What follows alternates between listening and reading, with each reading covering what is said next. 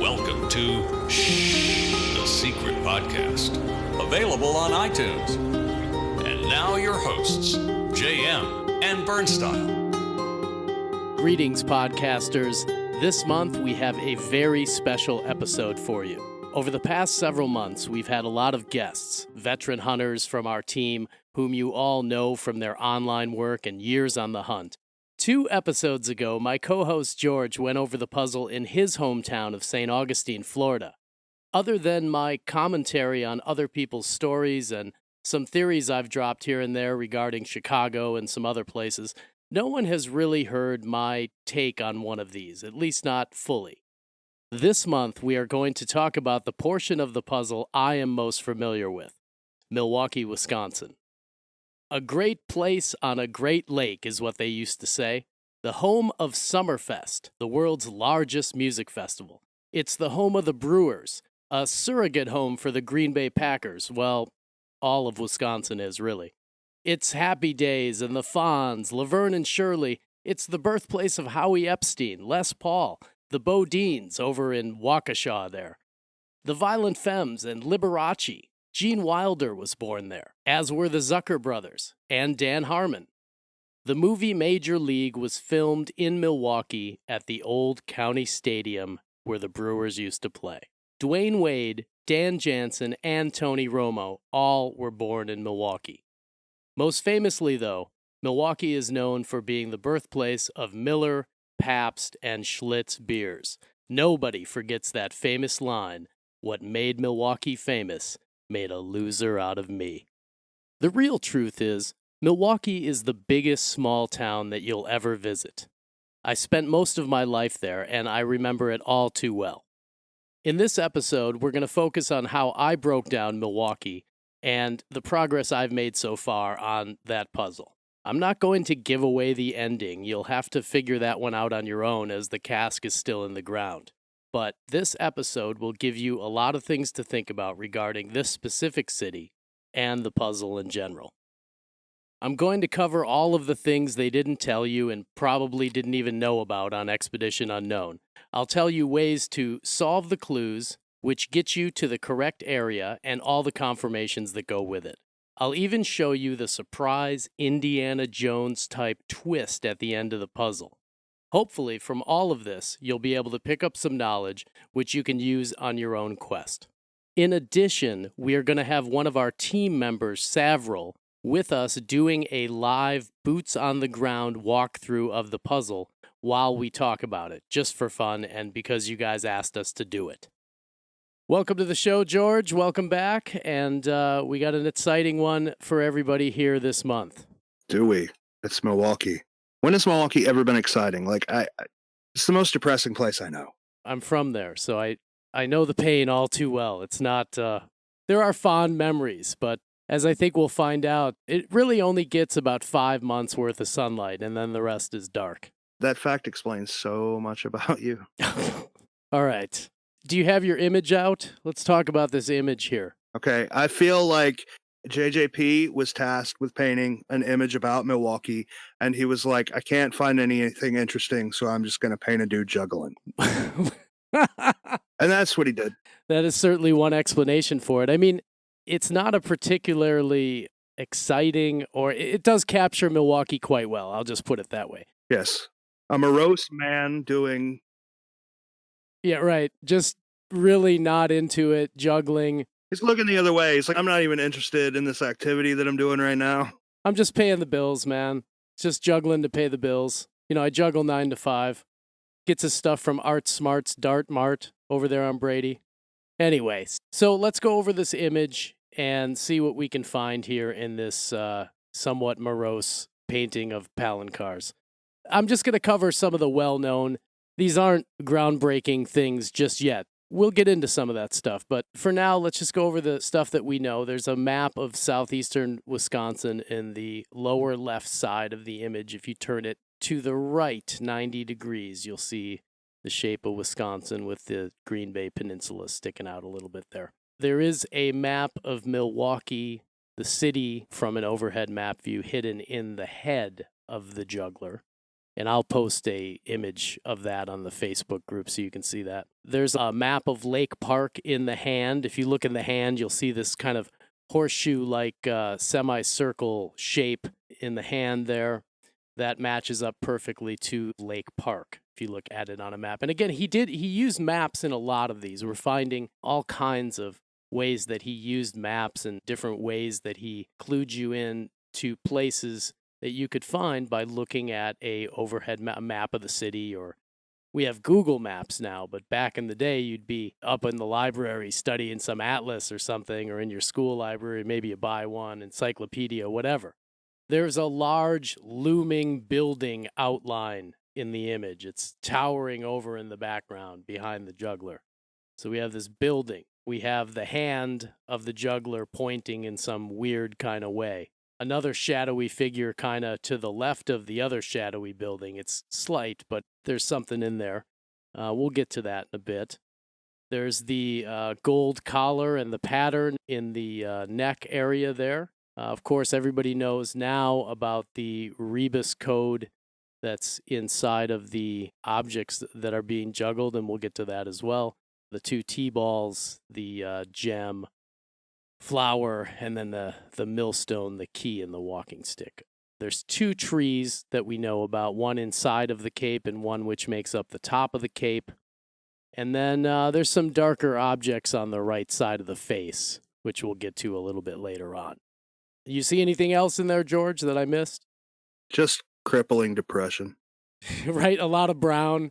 That's very blah. Okay, so let's talk about this image for a minute. There's not much in it, and that's exactly what I want to talk about. It's unlike the other images in the sense that it does not contain any printed numbers that we've been able to find. It contains a JJP. There are no numbers hidden in the background, none in the hair, none in the cape, nothing like we've seen in the other 11 images where there's clearly numbers present. He's gotten us used to looking for coordinates so that we could know what city that he gives us in every other image, so we assume here that he has to be giving us the name of a city somehow. It's just not in numbers, apparently. We have 11 of one and then this oddball. Robert Fox made an interesting point the other day about the latitude and longitude for Milwaukee being really, really close to the latitude and longitude for Chicago. And it might have been left out just so people weren't confused by those two. Because, I mean, his latitude and longitude coordinates, they're rounded, a good bit. They're not exact to each city. They're, maybe one number up or one number down. It's possible that he didn't add it because he didn't want people to get confused. Certainly a possibility. I mean, Boston and New York are quite close, and, there wasn't any mix-up there. Who knows? Who knows the real reason? But we know he did it. It's in the puzzle. It had to have been planned out. It took a while. You had to paint all these images in a perfect circle in just the right way, and he had to actually theme the whole thing around the juggling, which we'll get to in a little bit. He's gotten us used to looking for these numbers. What I believe he's doing is sort of showing us how to look a little deeper into the puzzle. He's clearly made it known that you get the city from a clue inside the image. This doesn't change, but I've stated before, the delivery method of the clue changes throughout the puzzle. He gives us the name of the city, but he does it using a picture word puzzle called a rebus puzzle.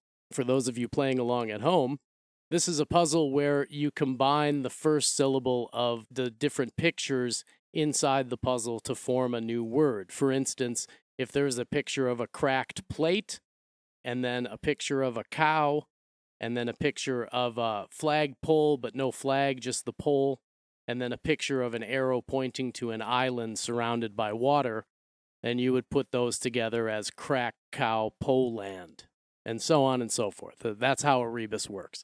It's a picture to word syllable thing, and you use the first syllable of the word, and you combine these things to make new words. That's what's going on there. In the image, you see a juggler, and that's going to be important down the road as well. The items the juggler is juggling appear to be 2 red balls, a flower, a key, a walking stick, and a millstone, and the jewel, the amethyst. If we take away the jewel and the flower, which we know are in all of them, we have 2 red balls, this key, stick, and the stone.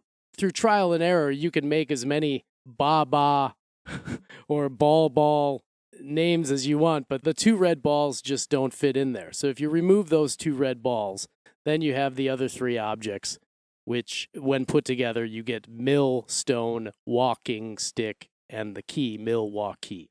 So here he's given you the name of the city, and he's also showed you that there are other ways of getting information out of the image other than just numbers, other things going on. I've done a lot of rebuses. That's Key Walk Mill. I mean, he's completely reversed it, mixed it up, something.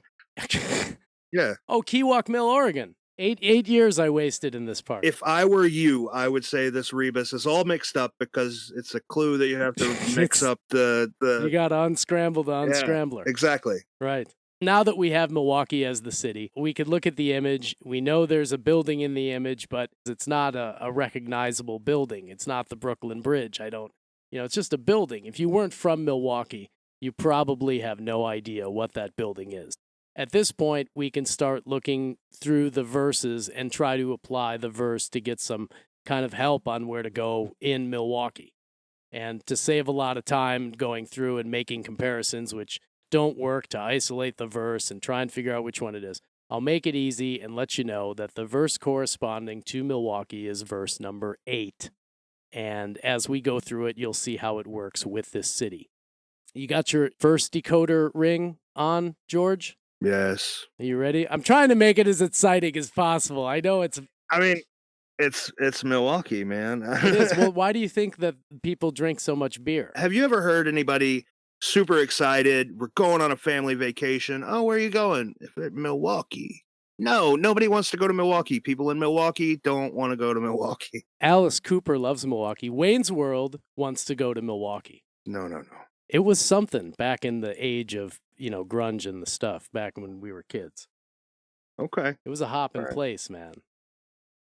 No, it was never a hopping place. It was never a hopping place. All right, so here's our verse. It starts off with, view the 3 stories of Mitchell. Now, you can talk to several different camps on what this means and how you should approach it. Well, I was in one camp for a while. More recently, I've come to understand what I believe this actually means. The 3 stories of Mitchell, my interpretation, here we go.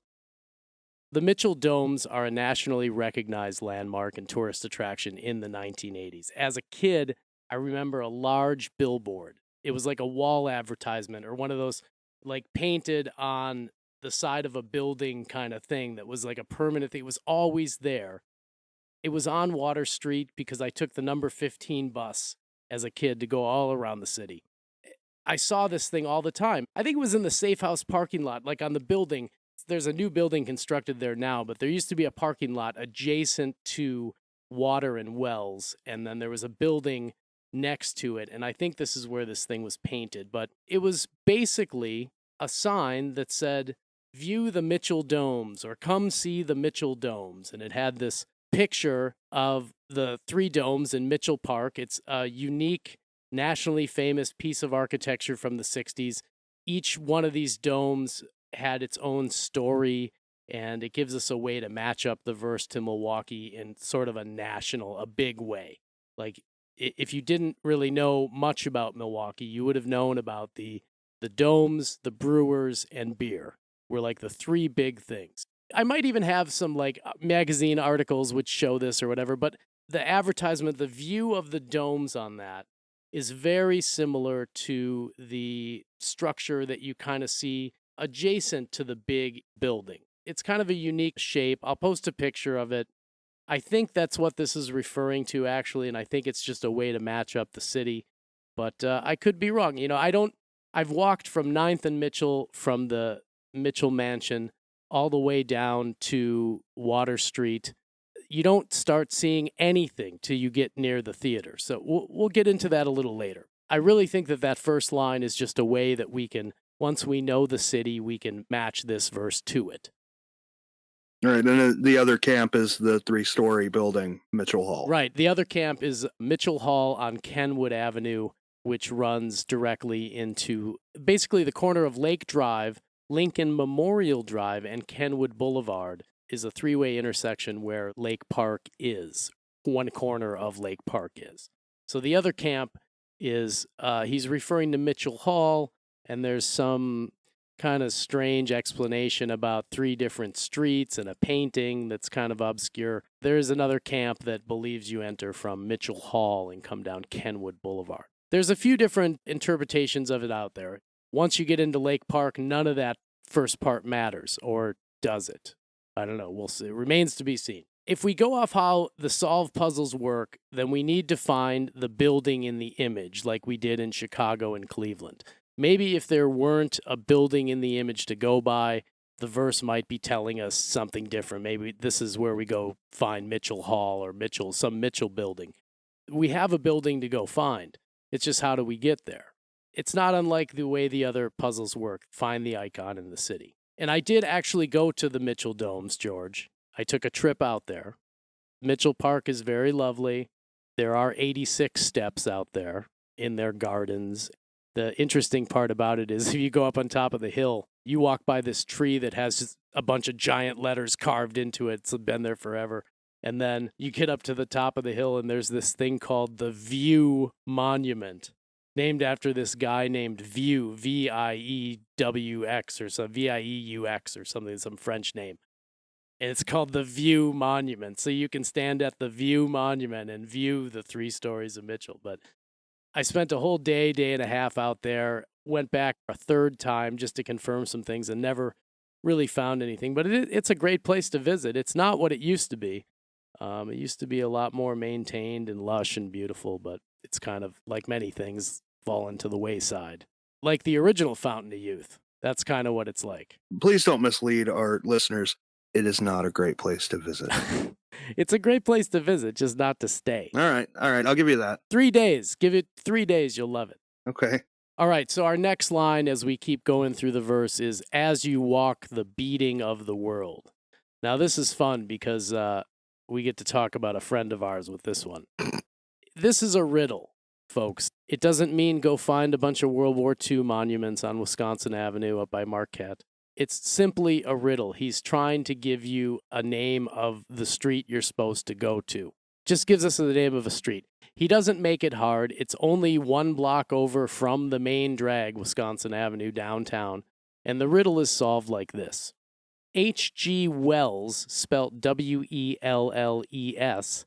wrote a book called War of the Worlds. This book was redone in radio format by Orson Welles, W-E-L-L-S.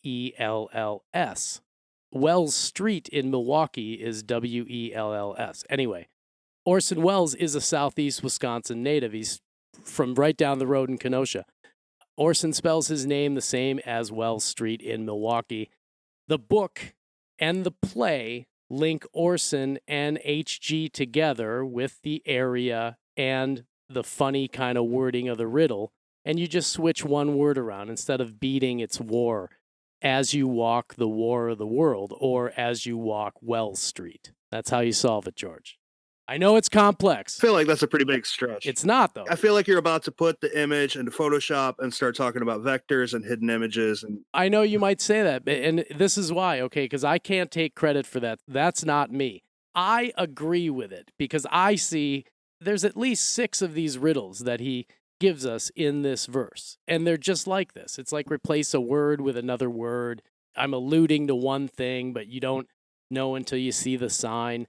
And this is just another one of his things, but I didn't come up with this. Credit for this actually goes to our friend Eric, a.k.a. Urban Smurf, a.k.a. Eric Sear. You know, when I first read about it, I laughed at it too, because look, if you know our friend Eric, he has some very creative theories at times. But as I became accustomed to how many riddles are going on here, he's hiding all this info, this direct info in riddles. I became more and more convinced that Eric might have actually stumbled onto something here. And I don't think that if it had the Kenosha Orson Welles connection in it, I would be so attached to it. But right now, there's just a lot of contextual evidence and wordplay going on that just fits the puzzle for me. So I don't know. You don't have to just change one word. You got to change 2. It's not War of the World. It's War of the Worlds. Jeez. So you got to completely change one word and then pluralize another one. Seriously, the only thing these 2 phrases have in common are 3 words. The, of, the. Like, come on. Well, you'll have to take it up with Eric. It just seems like a stretch to me. Well, it puts us on Wells Street. And ironically, Ironically, that's where we end up finding that building. How crazy is that? I get it. The only other option is it's a reference to an old Kenwood ad, and that's equally as stupid, but I don't know. I don't get it. It's all right. You don't have to get it. You just play along. It's color by numbers. Okay, I'm right there with you, man. Our next line is at a distance in time. How do we measure time? Well, you could measure with a clock, but you measure it in seconds or hours or minutes. Okay. All right. What would apply here is second. We can stand at an intersection now. We have Second and Wells. Well, that makes perfect sense. And ironically, Second and Wells is where we find the Germania building, which could be our cultural reference here to let us know that we're on the right track. Now, there's nothing specifically German about Lake Park at all, but at Second and Wells, there's a Germania building. And let's check in with Savrel, who is down on Second and Wells right now and ready to go on this walkthrough of the puzzle. Savrel, what do you see down there from Second and Wells? Well, I'm standing in front of the Germania building. Nice tall building. It's got the green domes on the top of it. Germania is on the front of the building, very prevalent. Okay, and from where you're standing, if you look towards the east, can you see the building from the image we're looking at? I do. I see the building exactly what you're talking about from there. Okay, so why don't you take a couple pictures of the Germania building while you're there so people can see the front of it, and we'll post them up online. And why don't you head down in the direction of that building? Just keep walking down Wells in the direction of that building from the image there. I hear Mr. Barrett's got the street a little torn up. Is there a trolley going in or something? Yes, we're going into the future with our new trolley that's on electric tracks. Oh, so they're tearing up everything. It's good that we're doing this now, so hopefully a lot of these landmarks will be intact and we can get through this. As Savrel makes his way down the road there, we go on to our next verse line, which is from 3 who live there. George, this is my exciting new find of the week that I wanted to unveil right here on the podcast. I don't think I've talked about this anywhere before. I don't think it's been said anywhere before. It might not even be right or true, but I found it, and I think it's interesting, so I'm going to bring it up. It's an interesting line, and I don't think we'll ever know the answer to it, really. The intersection of Water and Wells Streets in downtown Milwaukee is the original meeting point of the first 3 settlements which made the city of Milwaukee. Now, there was a 1980 issue of National Geographic, which was popular back then, which featured Milwaukee and all of its attractions. Some think it could be a reference to the 3 beer brewers who made Milwaukee famous, Miller, Schlitz, and Pabst. However, that clue is fairly ambiguous, and it doesn't really give us any information that we don't already know. He already told us Milwaukee was the city. Miller, Schlitz, and Pabst combined as a clue doesn't really give us anything. The meeting of the 3 settlements is interesting geographically. It's where we're at Second and Wells and then moving down the road. Just across the river to the west of downtown on Second and Wells Street. I don't know. It could be the 3 settlements. I thought it was for a long time. That was the evidence I had showing. I couldn't figure it out, But recently, I stumbled on to an interesting fact. And I knew this. It wasn't anything new to me. It was just kind of like I was looking through some old material and thought, oh yeah, that's right. And I thought about it for a second. I'm like, well, this might tie in. In 1910, Emil Seidel was elected Milwaukee's first socialist mayor. 6 years after that, Daniel Hone was elected the second socialist mayor, and he served for 24 years. They named a bridge after the guy. It's in our image. It's the big bridge in Milwaukee that they blow up at the end of the Blues Brothers movie. It's it's this famous bridge. It's Daniel Hone Bridge. In 1948, Frank Zeidler took office as Milwaukee's third socialist mayor, making Milwaukee the only city in the U.S. to elect 3 socialist mayors, and they all held office at City Hall, 200 East Wells Street. I think that this socialist mayors thing might be an interesting tie-in because it actually gives us a location. it ties us into a location where we're standing and a building. It's the home of the mayor, City Hall. What do you think, George? I'm going to guess that you're not buying it. No, I'm sorry. It's not simple enough to me. It's too much of a stretch. No. I'm glad you like it. But it's just. You're glad I like it. I'm glad you like it. I don't know. I like it so much. It's 8 years of my work, and I'm giving it away here. I have to finally get this out of my system so I can rest at night. Maybe one will turn up. Maybe some person will go, go find it with permission. I feel like it's important to be able to say, I don't know yet. This doesn't make sense to me, but just because I don't have another option doesn't necessarily make it true. Does it make sense? I agree. And when you do those first 4 years, that's really how you got to follow it. But once you've been through every option and exhausted every option and tried to, you're always looking for the simplest, easiest connection that makes sense, that just gets you going from one place to another. And I'll be honest with you, the beginning of this verse is one of the harder ones to decipher and figure out. When we get down the road later into the park, it's not as hard. But the beginning part of this is very cryptic and strange. So there's a lot of parts of these different verses that really don't apply at all to the hunt. They're descriptions of cities, or they're descriptions of areas, or they're, repetition of something that's already been said. So I'll give you the first half of it. It may be cryptic and just doesn't matter at all. I'll give you that. It's full of riddles. Here's another one coming up. The next line is at a distance in space. How do we measure space? You measure space with a ruler, dude. In inches, feet, meters, kilometers. With an inches, feet ruler. You measure it in light years. Yes, you can measure it with time. Yes, you measure it with time at a distance in space.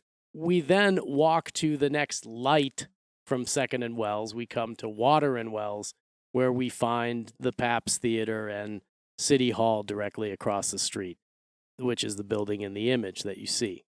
And then we have From Woman with Harpsichord Silently Playing is our next line. Another crazy riddle. What is he saying here? Is he confirming a location? Believe me, it's difficult. It's not like I'm saying, hey, this star here is right there with the same 4 dots right here. This is this. There's a little bit of interpretation that has to be done here, and I don't like it. Believe me, I don't. You know who can tell you how to measure distance in space, right? The aliens from War of the Worlds. The aliens from War of the Worlds may know if they came from another dimension. I mean, they know how to measure distance in space and time. I'm glad that we finally got to talk about aliens on the podcast. From Woman with Harpsichord Silently Playing, the Pabst Theater is where the light is, the next light from the Germania building. So across the street from that City Hall, and the Pabst, sometimes referred to as the Grand Old Lady.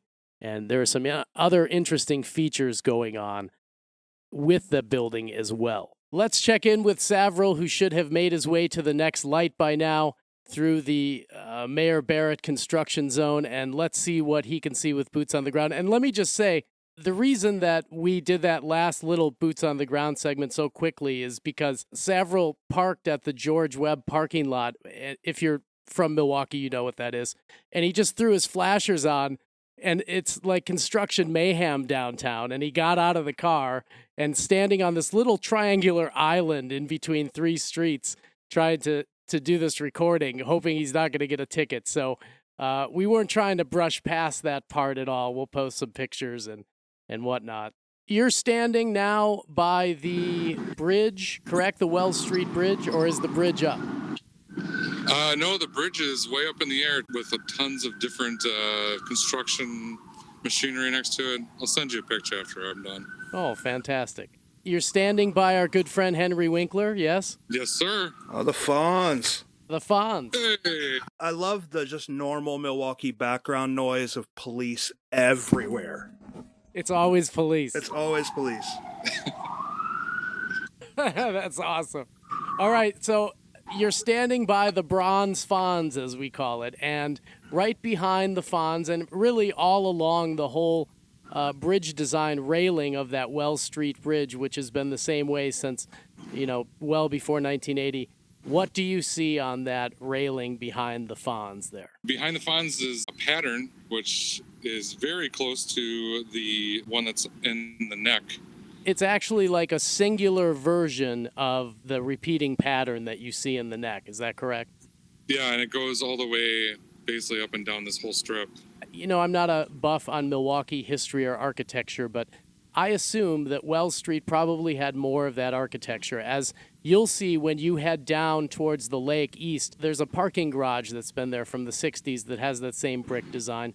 I've seen a lot of that brick design out in Los Angeles as well. It seemed to be a brick that they would use Art Deco style back in the 60s. So you do see that pattern in a number of other places, one of which I'm going to have Savrel go check out right now. Can you walk down, 50 feet there to the Pabst Theater so that you're standing in front of the Pabst Theater? All right, going past the China Gourmet and, of course, the ever-popular Safe House. If you're here in Milwaukee, please go visit it. And no, I will not tell you the password. You're asking a lot of Savrel to have him walk down a public street in Milwaukee. Like, he's putting his life in danger for you right now. Okay, you're right across the street from the Pabst Theater, my old stomping grounds, and you see a balcony, do you not? I do. Okay, so underneath that balcony are the entrance doors, the Wells Street entrance doors to the Pabst Theater for concerts and such when you go attend a show there. And they are giant, ornate doors. Savrel, I want you to look at those doors and tell me if you see anything that looks interesting.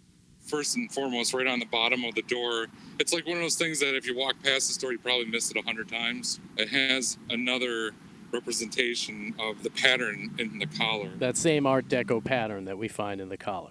Correct. And the top, you got like a golden half circle with the Pabst Theater logo in it. And does that half circle not look exactly the same color as the half circle in the image? Yeah, absolutely. It's exactly the same. That's what struck me about it. You could say it's almost the same shape, same color, everything. It's a dead-on match to me, and with that image down there, the riddle ties it all together with Wells Street. If you look up at the theater from above that porch, you'll see some ornate things. Now, if you had to describe to somebody what you were seeing, what was on the facade of that building, how would you describe it? You got obviously where it says the Pabst Theater, and it is very ornate. Halfway in the middle of the building, you have a woman, a sculpture of a woman's face. You can pretty much say it looks almost like a little harp. Right, it's a lyre is what it is. It's a harp with two pieces coming down, one on each side. Correct. That line, I don't know if we'll ever figure out that line, what the riddle is to that thing, but I've always matched it up with exactly what Savrel's looking at right now, which is all of these things that you see on the side of the Pabst Theater that are all together. And why would we be standing right there? Because Savrel, if you look to your right just a little bit across Water Street there, what do you see? It looks like Tom Barrett's home. It is Milwaukee City Hall. Yes, definitely. As I was talking about the three who live there, it is Milwaukee City Hall. It's the building inside of our painting, our image, the shadowy building, Gothic-ish building in the background. Can you see the archway, the stone archway entrance to that building? Yes, I can. There's been some talk. George, have you heard or seen on the wiki, maybe some other places, where they say that there's a representation of a locust in the image? Man, I've heard about so many animals and so many of these. Alligators and locusts and wolves and the number 7 and vectors. Yeah, no, I can't say that a locust strikes me. Is that just like a random, like somebody had a thought that there was a locust? Well, it was actually a popular theory for a little while. I think there's a section on the wiki about it where they show you'll see a picture of a bug and then a picture of this archway. And I've been trying to tell people for a long time, and maybe Savrel can concur with me, that is a giant, humongous stone archway. These are easily 1,000-pound blocks that are making this thing up. Is there any doubt in your mind, Savrel, that that's what it is? I mean, I actually agree with you. The archway is... Yeah, you're a tiny person when you walk through it. There's 3 of them. There's one on each side of the entranceway. Yeah, that's correct. And yeah, it's pretty much the nice cornerstone and underneath where the tower is. So yeah, I agree with you. Now, I want to ask you something, because there's another theory on the wiki that people say that there's a little loop of hair in the juggler's hair. I'll get to what I believe it is, but people say that this is a sculpture that's located in the back of the Performing Arts Center, which is kitty corner on the other side of City Hall over there. Is there any way at all that you could have seen this sculpture walking from 2nd and Wells from Germania up to where you're standing now? No. You would have to physically walk over there and then go behind the building and like seek it out almost, or take the river walk all the way down, right? Yeah, you'd have to take the river walk all the way down there. At this point, Savrel's been placed in the city on a street heading in a certain direction. Let's continue walking in this direction and see what we find until we can't walk any further. We know there's a lake down there somewhere. Let's keep walking down Wells Street in the direction that the puzzles put us walking and see what we can find. And why don't you give me a ring when you get down to the end of Wells Street down there, Savrel? Okay, will do. All right, George. While Savrel's walking to Juneau Park, our next line is step on nature. And again, it's another riddle right here. Just three in a row. Bam, bam, bam. Riddle, riddle, riddle. It's not a riddle, man. Just walk on the grass. Yeah, walk on the grass. As we will encounter many of these along the way, it's another riddle. It's a clever way to call out the Oak Leaf Trail, which is a 26-mile trail that spans Milwaukee's lakefront. The 1980 brown and green wood sign for Juneau Park, and really for all of the parks in the Milwaukee Park system that had the trail going through it, also had a small plaque underneath it in brown and green or whatever that said Oak Leaf Trail. You could take it from the north side of town all the way to the south side of town along the lake and then along the river system. So if you're into bike riding or hiking or whatever, it's a great little... Or getting murdered in the woods. Step on nature, don't get murdered in the woods. Then cast in copper. When Savrel gets down there, we'll talk about this. LMD, or as we call Lincoln Memorial Drive, our shorthand for it. Or is it the bronze relief statue that we're going to talk about with Savrel here at the Juneau statue when he gets down there? Either way, it doesn't matter. I like Lincoln Memorial Drive. Like, if it's that's super creative, and I'll give Price props for that, because that is a super creative one. Oh, so the riddles that you like are riddles, but the ones you don't... Like, I don't know if it's true or not, but if it's right, it's creative as shit, and I love it. All right. So cast in copper, and there's a general consensus really online, and even when I was in my infancy stages just reading posts, everybody seemed to grasp on that as well. After stepping into the park, which we'll go through with Savrel in a minute, you get onto the Oak Leaf Trail. The next thing you see against the sky over Lake Michigan is the outline of Solomon Juneau. He's one of the founding fathers of the city. And if you examine his statue, on the south side of it, where the path from Wells Street leads you in, is a bronze relief which pictures Juneau delivering a proclamation on the shores of the lake, holding a book in one hand and the other reaching out in a 3D kind of relief with a very strange, like, two-finger point that you see on the hand of the juggler in our image. It's the exact same, to a T. You've seen this comparison, right, George? I'm not lying. It matches perfect, right? Yeah. Okay, I'll give you that. These two instructions can be interpreted two ways when you're thinking about where should I go to. Both interpretations are okay. Both of them get you to the next step, or steps, we should say. So you can pick up the Oak Leaf Trail here and take it north through Juneau Park, and then McKinley Back Bay Park area coming out by McKinley Marina. But at McKinley Marina, the Oak Leaf Trail forks, and then one path leads you kind of northwest towards the river into the northeast side of town. It eventually loops back around on the north side and catches back up to itself along the lake, and then follows the lake all the way down to the south side of the city. At Back Bay McKinley, where the Oak Leaf Trail does this, it has a natural split, or a V, if you will. And you can take Lincoln Memorial Drive there. What George is referring to is the back of a U.S. penny is the Lincoln Memorial, and it's cast in copper. You can split off to Lincoln Memorial Drive there and continue north, or there's these well-worn paths, which we'll talk about, that lead down the hill behind the statue, which puts you directly onto Lincoln Memorial Drive, and you can only go in one direction. Savrel, I think, should be down by the end of Wells Street. Let's check in with him. I really feel like Byron Price actually wanted to bury 13 casks, but he got to Milwaukee and was just like, I can't do this anymore. I feel horrible. All right, Savrel, so you are at the end of Wells Street now, correct? I am.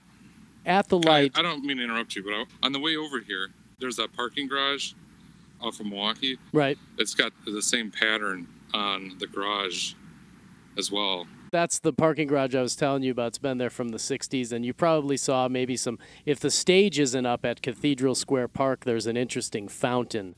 I mean, playing devil's advocate here, that's a pretty common pattern. I mean, we've got that in St. Augustine. I mean, it's obviously some architectural brick, but it does, the golden arch matching the paint exactly and the same thing. That's not a common thing.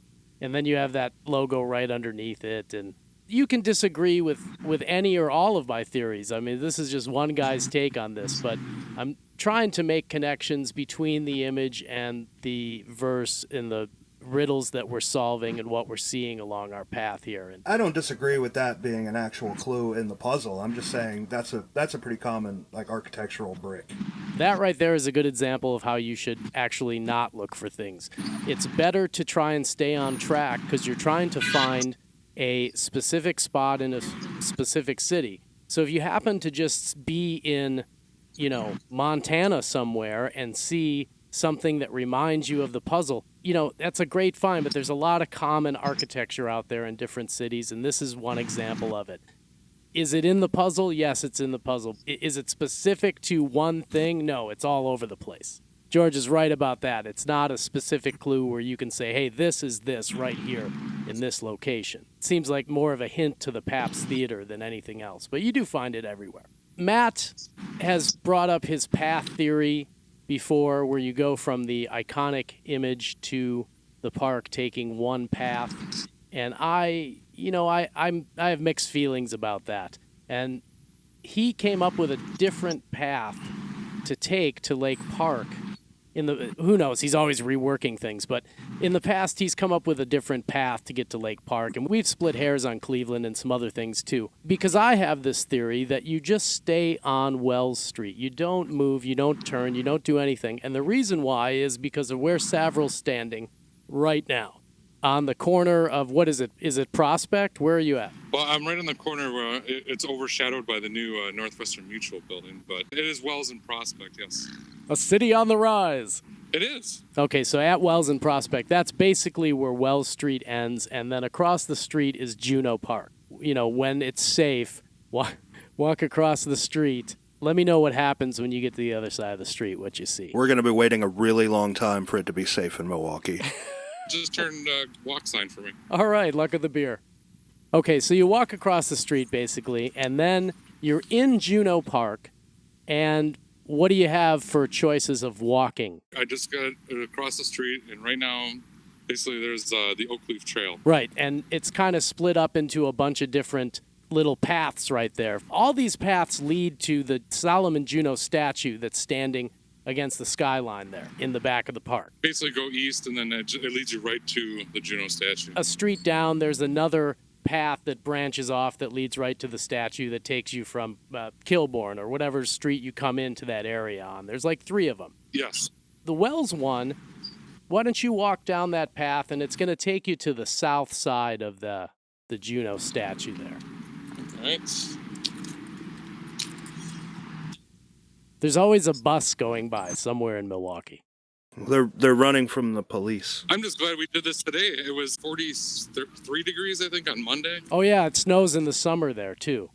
Yeah. You guys have crippling depression, snow in the summer, and violence. Why would anybody want to live in Milwaukee? Hey, it's a great place on a great lake, man. It is. Okay, so you should be standing in front of what we've all come to see in articles online and posts online, which is the relief on the south side of the Juneau statue, which shows the hand. It's like a 3-dimensional hand sticking out, which is an exact match to the hand in our image of the juggler, right? I'm on the south side, so... Basically, the path brings you right to the relief. And then From there, you have the two options that I was talking about before we had this little stop and chat with you.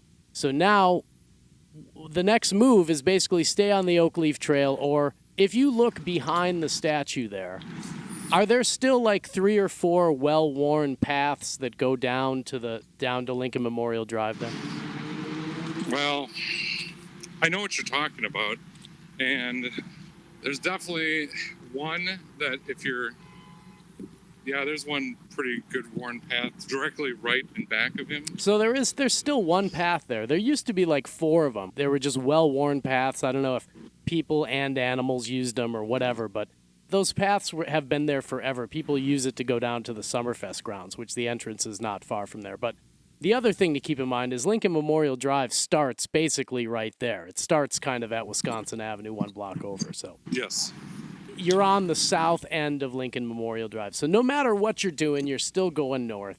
And we all know you're going to Lake Park. Listen, if you want to stop at the water tower and take some pictures, be my guest. But we all know that we're going to Lake Park on this deal. So why don't we talk to you a little bit after you get to Lake Park? Okay, we'll do. What you mentioned about the hand, we're seeing that a lot in these puzzles. Hands on statues in the paintings matching hands on statues in the city around where we're digging. Could be a coincidence, or what do you think about that? I've been looking at this for a while, and there's some cities where there are no hands, and there's some cities where you find the statue from the image, and it's halfway across town in another spot that doesn't really make a whole lot of sense. I was trying to figure it out based on what we knew from Cleveland and Chicago, where the statue of the Lady of the Great Lakes in Chicago is highlighted. It's actually, if you examine that statue, this was a Forest Blight find from a long time ago, 2008 or something. That statue is actually comprised of 5 different nymphs, you could say, and they all hold a well of water, and the wells kind of trickle down like some kind of Rube Goldberg thing where, each well fills up the next one going down, and that's how the fountain works. So there's 5 of these ladies. 5 ladies represent the 5 Great Lakes, and they're in the same configuration as the Great Lakes as well. And the lady who's in the Chicago image, who is our statue, represents Lake Michigan. No surprise there.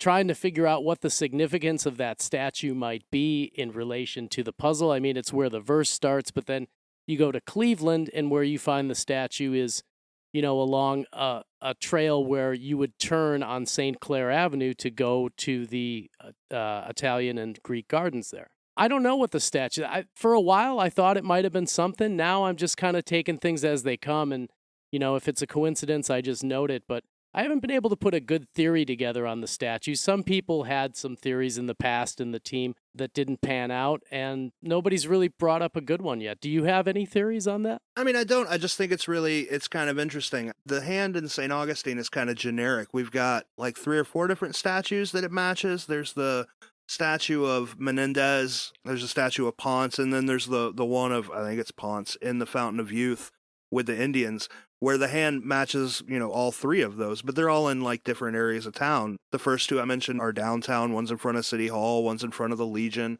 and the others, like I said, in the park. I don't know. I think it's an interesting coincidence. It might be something that we haven't figured out. It might be something that Byron had an idea, but it didn't really, 100% flesh out. Who knows? There could have been coincidences that we're seeing that we're maybe applying the wrong way. Who knows? The next line in our verse here for Milwaukee is ascend the 92 steps. And as we all know from seeing it on TV and through other posts all around, the grand staircase in Lake Park does indeed have 92 steps if you don't count the 4 or 5 patio steps on the bottom, which aren't part of the staircase itself. Those are completely separate from the grand staircase, the entity that is the staircase. That's pretty clear, right? I remember once in the past, didn't people used to think this verse had something to do with New York? Wasn't this paired with a New York painting? I don't know. They were trying to find the Grand 200 and the 92 steps in New York. I don't know. In all honesty, I don't 100% buy the grand staircase. I don't 100% buy the grand 200 just because the staircase makes the shape of two C's. Well, my friend, I'm going to show you something different on that front here in just a minute. I hope you do, because it tells you to ascend the 92 steps after you climb the Grand 200. And the 92 steps and the Grand 200 in this sort of theory are the same thing. You can't climb 92 after. In fact, you start before the Grand 200. Like, I just don't 100% buy it. Well, but I haven't seen anything that's a better explanation. I mean, it could just be like, bad prose. Who knows? How it sits in there, I totally agree with you, because I went round and round with people on it as well. He's starting the phrase with after. So it's after you're done climbing. But the problem is that the 200 doesn't apply to the staircase at all. The 200 is an instruction of what to do after you've climbed the Grand. If you apply it like that, at the top of the stairs, basically, you have two choices of where to go. The clue is 200. So how does that give you a direction? It doesn't help you. Well, in this puzzle, if you read through the whole verse, you'll see that he's giving you specific instructions to follow, geographical terms like staying west, southeast over rock and soil, southern foot. At some point, when you're on the ground, you're going to need to know where these directions are. You're in a wooded area. You can't see the sun, maybe. It could be cloudy. You need something to tell you what direction to go in. In 1981, the easiest way to do this would be to bring your pocket compass. If you're going hiking, you're going to have a compass with you in 1981. It's smart thinking. Ironically, he includes the word compass as part of a riddle in the next line, but you don't know it's a riddle until you're there. So we'll get to that in a minute. Anyone trying to navigate this verse would have a compass or need one to know exactly which directions to go to follow this thing. If you have a compass with you and you're standing on top of the Grand Staircase, you can set your compass to 0 degrees at true north, and 200 degrees on the compass will send you exactly down one of the two paths that you can walk from the top of the staircase. It sends you exactly in the correct path to your left as you reach the top of the stairs. And when Savrel gets down there, we'll talk to him about it a little bit, because there is some contention on the wiki that, of course, you would go right and go over Ravine Road and then down the stairs on the other side there and start looking for birch trees. And whoever came up with the solution, their evidence for doing this was that there's a mason's compass on the light pole on the Ravine Road side of the staircase. So the problem is that I sent those pictures into the wiki to basically prove that the compass was on the left side, depending on how you're facing it.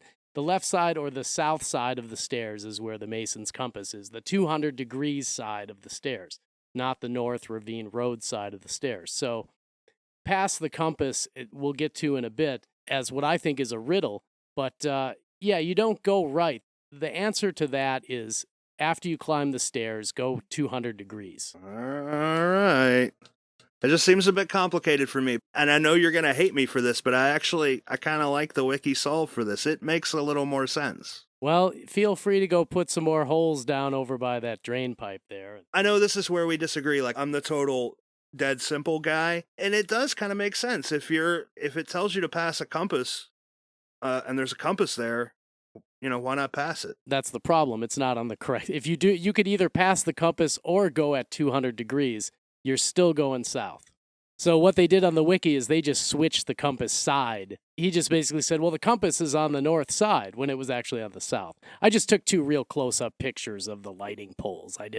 You can't see the far away shot because I wanted to capture the Mason symbol. And to be honest with you, they were new looking plates, the kind of plates that you put over like an electrical outlet on a light. If you wanted to tap in power to the electricity going to the light, you'd put one of these little plates on there. And that's what it looked like. It looked like a brand new plate to cover an electrical access panel with the Masons logo on it. And then there was, on the other side of the light was a plate just the same that had no logo on it. I mean, who knows those knuckleheads in Milwaukee? There was probably no Masons logo on there. And they lost the ones that were originally on there. And then they didn't want to get yelled at by their boss, so they go and find some other ones they can rip off some old lights and they put them up on there, or some scrap ones. Who knows? Unless you can get a picture from 1981 what that looked like, you can't really say that's solid. Are we sure that's a Mason logo? Yeah, I guess it is. The G stands for geometry, by the way. All right, let's see if Savrel's made it down to Lake Park yet. How you doing down there? Are you at the stairs? Did you make it up the stairs? Are you at the bottom of the stairs? Where you at? I meticulously counted 92 steps. They are still 92 steps here. Glad nothing's changed. There's no erosions taking it away. It's still 92. Did you sing the Laverne and Shirley song while skipping up the stairs merrily? I didn't have my Shirley to go with me. It's also kind of impossible to do anything merrily in Milwaukee. Oh, right. Nice. It's the home of Jeffrey Dahmer. I mean, I don't know what to say. You're right there. When you're right, you're right. Okay, so you're at the top. Yep. And you're looking out. You can see Lake Michigan. There should be 2 light posts. Now, this is part of this wiki solve, that you go to the top of the stairs and you turn right, and then you go across the Ravine Road Bridge there. George and I were just talking about this when you were on your way down there. Tell me what you see on the lamppost on the north side, the Ravine Road side. What do you see? Okay, on the north side, there is the lamppost. It has the the light that is unique to this area. However, the vegetation and the size of this bush that's around it makes anything at the bottom of it impossible to see. Okay, so you can't see. I'll post the pictures. You can see there's basically 2 of them, one on the right, one on the left. It really doesn't mean anything. That's not the compass, people. Don't worry about it. Right now, Savrel, what I want you to do is I want you to head out at 200 degrees on your compass and take that path, which I'll give you a hint. It's the path on the south side. Open my handy-dandy compass app. That is 200 degrees. All right, I'm walking. The next line that we're going with is pass the compass and reach. That's the next line of the verse. After walking for a while on the path from the staircase, you'll go past a golf course, a monument, a bridge, and then you'll come to the North Point Lighthouse. Now, in 1981, this lighthouse would have still been in operation. It would have also been fenced in, not open to the public, and manned. Although it was automated, it wasn't really manned. A large sign stood in front of it which said the North Point Lighthouse, and it has a few paragraphs of history about it. The name of the lighthouse is the answer to this riddle. A compass always points north. This is one of those things that you really don't quite get until your boots on the ground there on site. It doesn't make any sense to you at all until you're standing in front of that sign that tells you what that lighthouse is.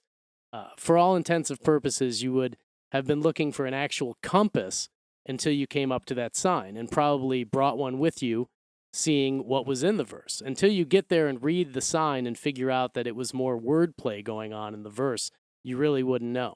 So just as you pass the lighthouse on your path, you see a bridge in front of you, and you could walk over the bridge. However, to the right of the bridge, alongside of it, is a well-worn path that leads down to the culvert below. And let's check in with Savrel. Have you made it over to the lighthouse yet? Yep, I'm coming up on it right now. Okay, so you've walked past the golf course, you've walked over the first bridge, and now you're standing in front of a big white lighthouse and a sign that says North Point Lighthouse and some history about it, correct? Yeah, that's correct. Have you seen anything? Now just take a good look around where you're at right now in front of that lighthouse. Do you see anything in the image in front of you? You see any matches or anything close? I know you had an idea that you had said you saw some of those stone pillars look like they made a shape to you. Facing east, away from the lighthouse, there are these stone pillars that make the shape of what looks like a necklace almost. I think at one point there was something in that location, but... There used to be a big cannon there. Yes. If you look at an overhead view of that, that does resemble the neckline a little bit. The same thing that we called the arch at the Pabst. Again, it's just some common architecture. It's an arch. It's a half circle. They're kind of everywhere, but there's not many golden ones. Anyways, nothing significant on the lighthouse, though. I've never been able to find any kind of image match on the actual lighthouse. I mean, the clue pretty much rests with that sign and the interpretation of the compass. Yeah, I think the sign at some point, if I remember correctly, has changed over the years. Yeah, I think it was on the other side, right in front of the lighthouse. If you see it now, it's on the lake side of the path, whereas in the past it was the other side. And I think I have a picture of that. There's some, Animal Painter had some pictures going back to 2005, maybe, of that area. So we'll see if we can put up some pictures to show you a little bit what that area looked like. So right now, you are basically in front of this lighthouse, and the next line that we need to follow is the foot of the culvert. So this is a continuation. Pass the compass and reach the foot of the culvert. You're going to have to go past the lighthouse, past the compass, and then you'll see that path on your right. I guess you don't want me to go down there. I mean, you could jump off the bridge, too. I don't think it would be good, but you can see that path on the right. Now, you can turn right and go past the lighthouse, passing it going west, but there would have been a fence there in 1980, and you wouldn't have been able to do that. You can't enter off Wall Avenue. I think what he means is for you to take that path. I mean, do you see anybody on the path now? Well, there's some people down there, and there's a couple kids actually going down there right now, so I can do it. It's a well-worn path. Why don't you head down the path, and I'll tell you what, once you get under the bridge, I don't want to put you in any dangerous situation, so don't call me. Once you get down the bridge, just walk the 100 paces, and then get a hold of me from the bottom of the ravine there. Okay. Wish me luck. All right. Yeah, I'm sorry. I still don't buy it. It's you got to be there kind of thing, I guess. Yeah, maybe that's why. I've never been to Milwaukee, so. Hey, that's our next trip. So basically, below the bridge, Savrel's going to make his way down beneath that bridge. I've been below that bridge many a times. I was down there with a GPR. I thought maybe the cask was buried at the foot of the bridge. So Animal Painter and I were probing around down there and GPRing. Nothing down there. But there is a path, and there was a path in the 80s. It's much nicer now. You can go below the bridge, and you can count off 100 steps, and we're going to see where it puts him. Today, when you come to the end of the South Ravine Trail, you see a paved walkway, a sewer grate, and a drainage pipe, which I'm sure Savrel's going to encounter.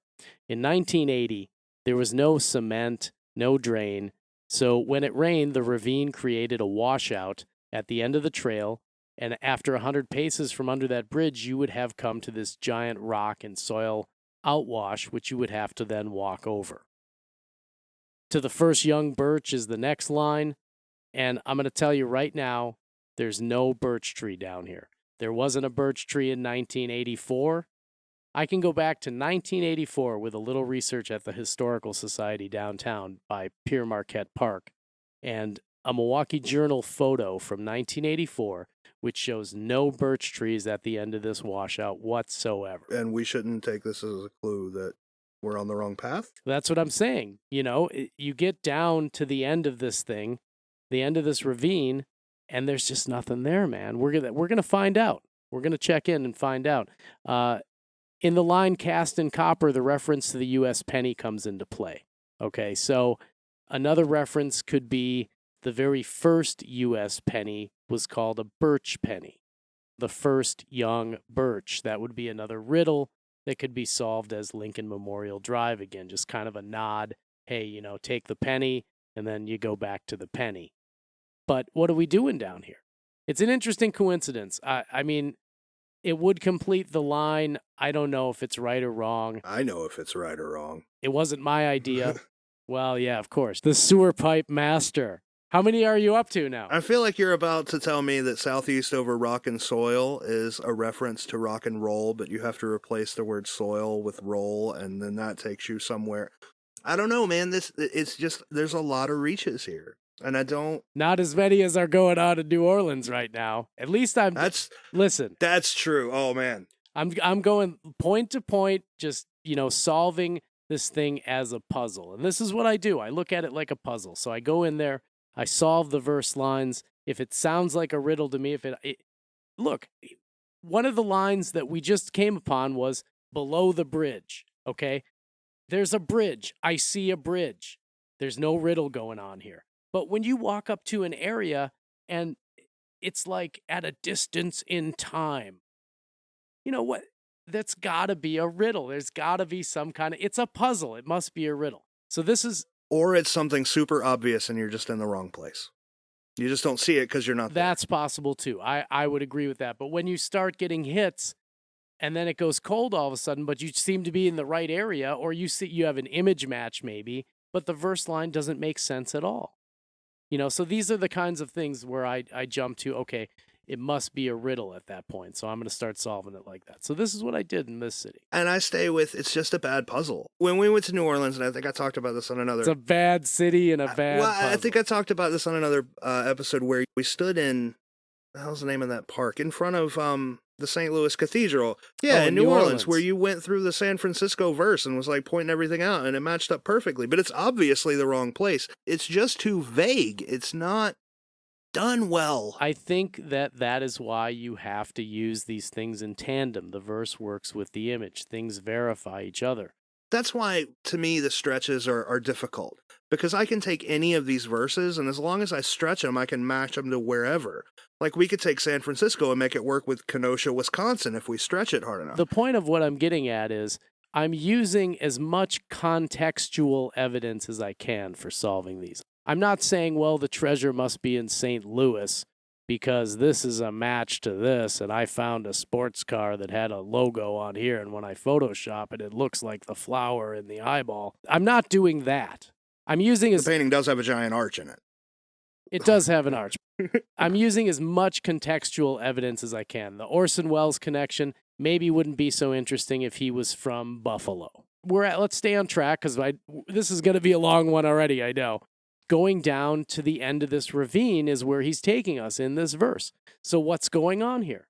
And this isn't unlike many of these other puzzles. Once again, we follow the path to the end. And like Wheelhouse in Houston, here we are with Savrel walking through the puzzle as straightforward as we can, given all the riddles. And again, we're scratching our heads looking for something that isn't here at the end of the verse. Did you make it down the ravine okay?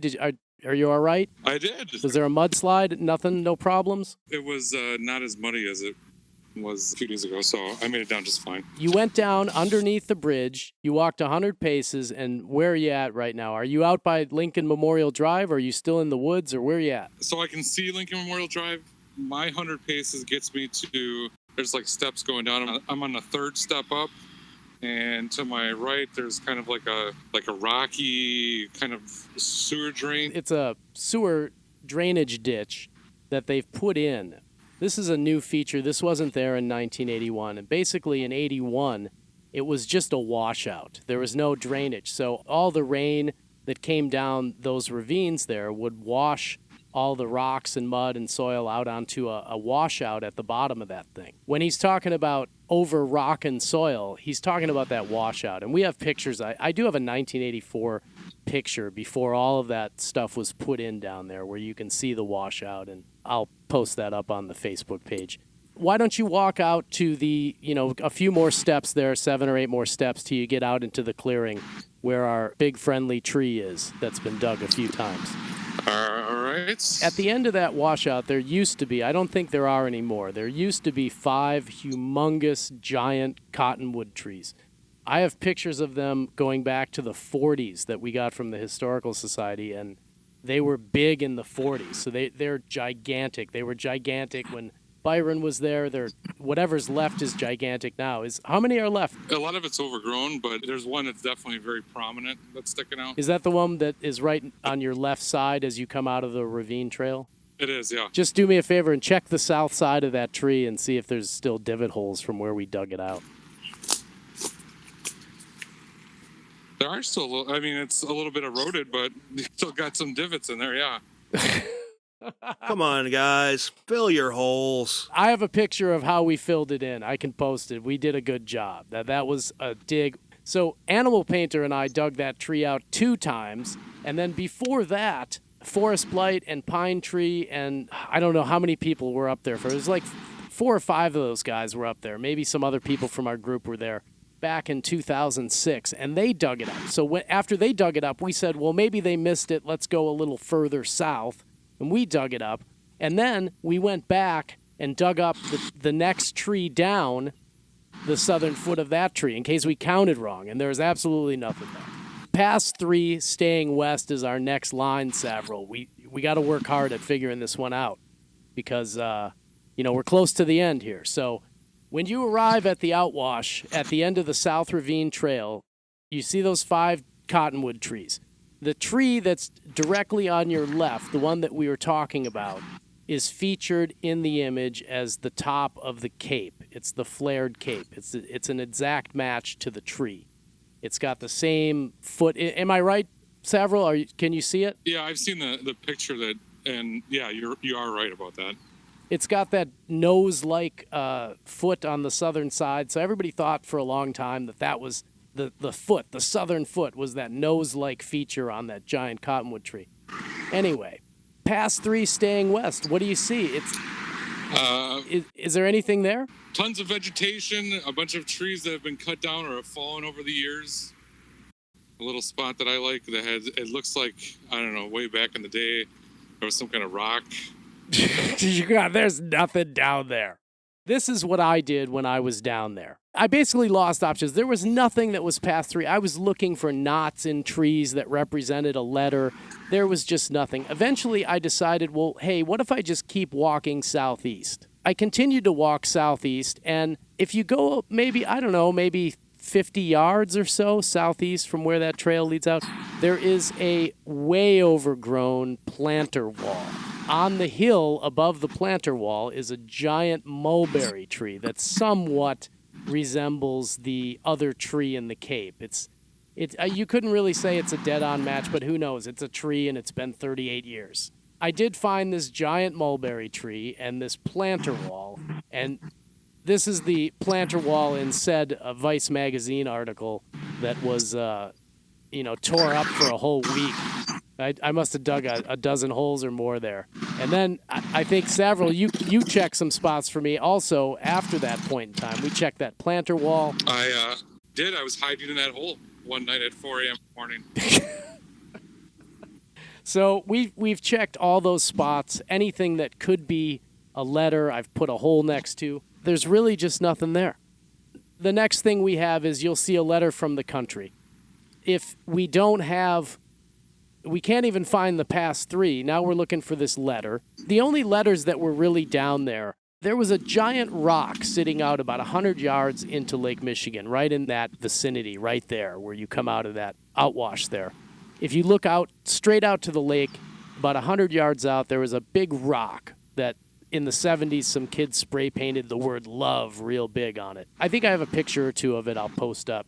You can see the outline of this rock on the right side of the face, the dark area on the right side of the juggler's face. There's also a representation of the Daniel Hone Bridge. That's the thing that people thought was the laureate behind the PAC downtown. It's actually a representation of the Hone Bridge. Basically, there's that rock down there, and that's the only thing that has a letter on it. There's signs. I mean, there's a couple street signs, right? We got a 30-mile-an-hour street sign somewhere down there? Yes, 30 miles. 30 mile an hour. That's the only sign. Of Wonderstone's hearth on a proud tall fifth. You're counting trees down there, looking for letters on trees. Trust me, there's nothing down there. Why don't you do me a favor, and I know this kind of sucks, but why don't you head back up to the staircase, and let's go through this one more time, and let's try a little trick that I learned about this verse. Give me a minute, I'll head down there. I spent a good month straight, every day for 30 days while I was on a tour break, going to Lake Park with a camera, a metal detector, ground probe, sometimes a GPR, just scouring the area for a birch tree or for anything that looked like 5 trees with a letter. In addition to the 2 big digs that I did with Animal Painter, I spent an additional week digging another dozen holes in an area south of the ravine, which I spent a lot of time in Lake Park. And what's going on here? It's like we missed something. Luckily, in this spot, we just happened to be only 100 yards or so away from where we took the steps up to begin with to get into the park. So after exhausting the ravine with holes and trying to figure out where I went wrong or what letter I missed, it's back to the stairs and back up the stairs to see what I missed. After doing this a number of times, up the stairs, through the park, come down the ravine, look at everything, take as many pictures as I can, you start to realize that all of the things at the end of the verse are things that you walk right by in the park between the stairs and the lighthouse. In comes our surprise Indiana Jones twist, which I now have come to believe that all of these puzzles have in them. It's like a special little puzzle you have to figure out at the end when you're on site, boots on the ground, like the clue about the compass. It's something you wouldn't be able to know until you are on site and looking at things and moving around. I'm going to let you in on something, folks. This is the secret. This is what it is. Each puzzle has a twist to it. George is just laughing. All right. Look, this theory makes sense to you, and it makes sense to everybody. Like, everybody sees, okay, there's one thing that you would only know if you were in the park. Well, it's not necessarily being in the park. A lot of them seem to be boots on the ground things, but the Chicago one wasn't. It was just solving a word puzzle. It was easy. Right, but that only makes sense because we're in 2018 and we have the internet and we have Google Maps. Like, if we were in 1982, 90% of the stuff in these puzzles we wouldn't know unless we were there. I agree. Like, you can't go into an encyclopedia and look up Lake Park and know that there's 92 steps. You just can't know it. You wouldn't know that unless you were at that staircase. I would agree, but some are easier than others. Chicago was easy. But look, in New York has the same exact type word initial puzzle as Chicago. Is that one easy? Hell no, that's not easy. It's a whole different ball game there. No pun intended. I think this is what it is. There's a twist. This is most likely the reason we've been looking in or near the correct areas for almost 40 years and we're finding nothing. Like I've said before, it's not a scavenger hunt, it's a puzzle. The reason the cask wasn't in the exact spot it should have been in Cleveland, and the reason why we're looking around the bottom of a ravine right now in Milwaukee is because, like the movie Raiders of the Lost Ark, there's a twist to the puzzle. The medallion that Marion had, which Indy was coming to get at the bar, had a backside to it. When Tote went to reach down and grabbed it and he burned his hand, he only had the front side of the medallion. Later on, while reflecting on the Well of Souls and the medallion, Salah and Indy are reading the backside and they exclaim unanimously, they're digging in the wrong spot. It's this sort of twist that's going on here. Yes, with enough straightforward scavenger hunt type puzzle solving, you can find the area that he's directing us to. There's clues hidden in the image. There's things you can see. So you can visually put yourself in an area when there's enough visual clues around the cask. However, if you're going to find the dig spot, you have to go to the site and spend some time there and figure out what the twist is. Chicago, it was simple. It was solve the riddle of what the letters mean, and then you can find what 10 by 13 he's talking about. In Cleveland, there appears to possibly be a mirror thing going on, which explains the verse being reversed and the dig spot being reversed. And I found some coding on the images, which might explain some more about how these puzzles work, but we'll get to that on a future episode once I can collect some more data. Milwaukee's twist is the juggler. There's something, I believe, that I posted many years ago on Q4T about this. You might be able to dig it up on a search. Once you have walked up those steps about 5 or 6 times and down that ravine trail the same amount, you begin to realize that there's something going on with the verse, and something's not right. Because a lot of the stuff you pass up in the park sure does correspond to what's going on at the end of the verse. But how can the juggler apply to the verse in this situation? Like, what's going on? Well, it's just another puzzle that George won't agree with. That's fine. In juggling, the act of switching an object from one hand to the next is called the pass. It's called a pass, just standard juggling term. If you examine our verse, there are 2 lines which start with the word pass. If you use these 2 lines to separate the verse into 3 parts by drawing, say, an imaginary line above the word pass in each instance, you can then juggle or swap the bottom 2 sections so the verse then becomes correct. If you don't do this, you're never going to find the correct spot.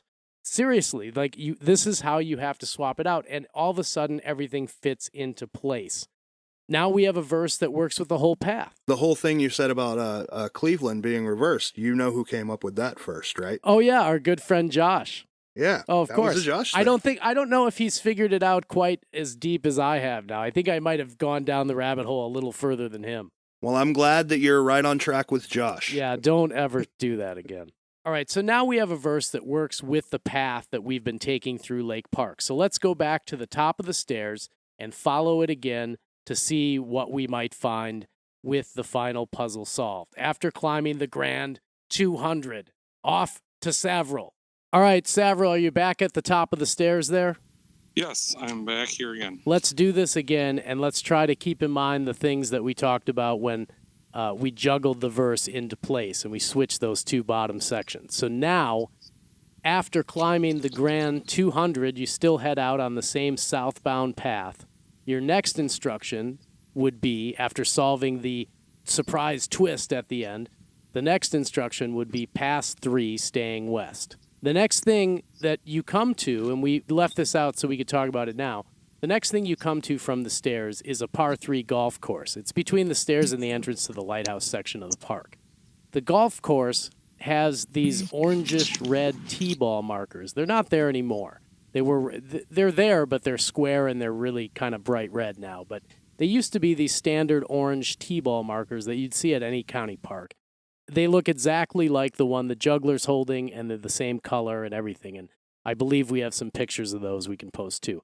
Now, the golf course could be the answer to past 3, staying west. However, and Savrel, why don't you continue back on the trail over towards the entrance to the lighthouse portion again. All right. As we continue to walk along past the golf course, we're going to come to the monument of Erastus B. Walcott. Now, this guy was the first Surgeon General of Wisconsin. He's seated up on top of his horse with a cement monument below, which has stone benches on either side built into the monument. The benches, along where you would have your back while sitting on them, spell out the words, and this is from left to right, fraternity, charity, equality on the left side, and then you have the statue in the middle. And then on the right side, it says devotion to country. And then on the statue itself, on the base of it is a dedication, I think, from his wife. On the outside edges of the monument, there are pedestals, one on each side, which once held these 2 bronze eagles on top of them. The eagles were stolen sometime in the 70s or 80s, and no precise date has been found as to when they were pilfered away, so we don't really know if they were there or not. On the pedestals themselves, though, the stonework in them and the ornate decoration on them, there are some designs on the right side of the monument as you look at it. There's 3 symbols which sort of look like fleur-de-lis. Are you there yet, Savrel? Can you see the statue, the monument? Yeah, I'm walking up on it right now. Walk up to that right side and look at those 3 little emblems that are down there and tell me, are those fleur-de-lis or are they some other kind of variation? I wasn't really sure what those things were. I'll make sure to take a picture for you. They do look like a fleur-de-lis. There's a picture of a bull at the top. There's, it's hard to describe. They look like almost swords going downwards. But they're really strange symbols, right? They're in a triangle shape, if I remember right. Correct. And on the sides of it look like almost upside down candles. Interesting. So maybe somebody can figure out, in our wide pool of knowledge of all you key searchers out there, someone can figure out what that symbol actually is. So that's on the right side of the monument as you look at it. Now, go over to the left side of the monument. Okay.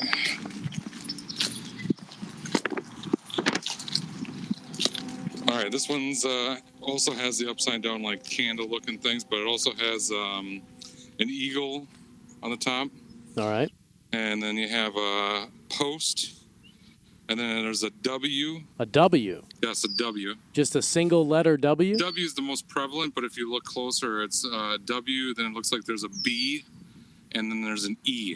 So it said post number 1 with a big W in the middle, basically. Yeah, I don't know if the WEB means anything. Well, I never actually saw the EB. It must be pretty small. I mean, what I see is post W and then number 1 at the bottom every time I look up to it. But that's the most prominent. Yeah, it's just mixed in really well. I'll take a picture of that as well. Show us a picture of that. How ironic is it that our next line of the verse is, you'll see a letter from the country. We're looking at a monument that has 2 pedestals. One has 3 objects on it on the right, next to a big spelled out word, country. Huge. You can't miss it. Giant word, country, right in front of you. Just a few feet from that word, country, a single letter W.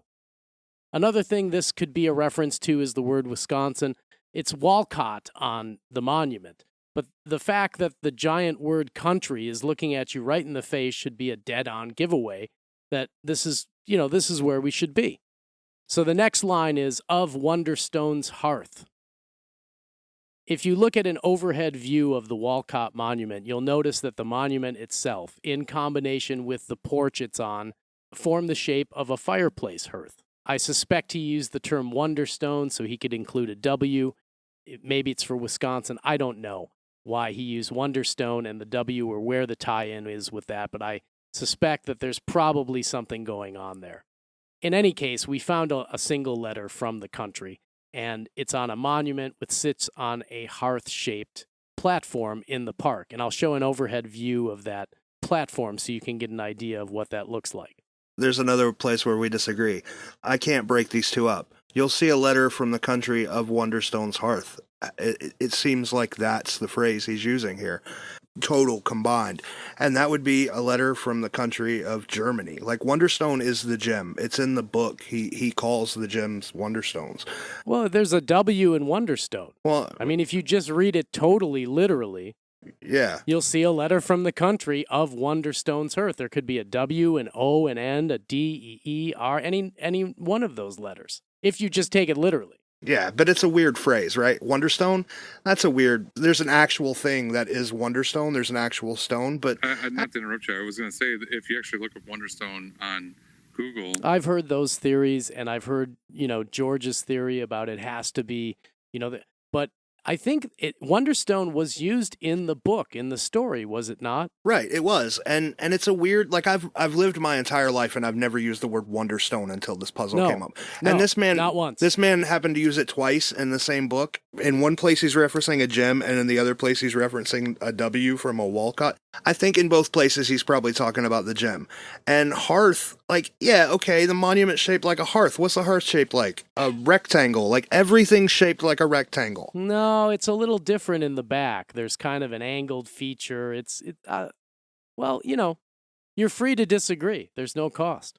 I've heard different explanations. I'm just telling you where the work I've done on it. So after you switch the verse around, you come through it this way, and now you find the past three, you find the word country, you find a single letter, and now your next one is on a proud, tall fifth. Well, one explanation for this is Walcott is a 1-star general. 1 star out of 5 is a fifth, but nowhere on the monument does it indicate that he's proud. The whole thing refers to humility and sacrifice for his people. One would think that the word proud would refer to the 8 lions which are on the bridge in front of you. There's all kinds of interpretations for what that might be. I'm not going to say here nor there because this is kind of right at the end. Obviously, the next instructions at its southern foot. And again, determining what the actual proud tall fifth is, then you have to figure out if there's a southern foot, an actual foot, or a metaphorical foot, or if it's 1 foot south of what he's talking about that you should find to dig at. So I'm not going to give anything away, but does it say brigadier anywhere on the monument, Savrel? Does it say general brigadier, or does it give away that he could be a 1-star general somewhere? The first line actually says Brig Gen Erastus B. Walcott. All right. EBW. That's the guy. Interestingly enough, you were saying that there's a few, Walcott's had a few visitors recently? Yeah, definitely has had a few visitors. Behind Walcott, in that shape of almost like a fireplace like you were mentioning, I'm looking at holes at the southern foot by Walcott. Oh, the actual foot, his foot? Yes, where the first place you can dig that's not cement. Right, okay.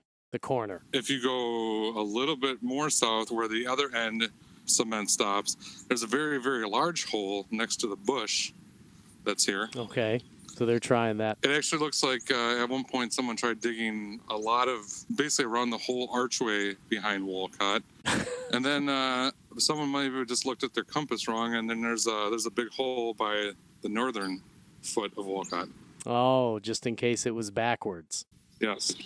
Right.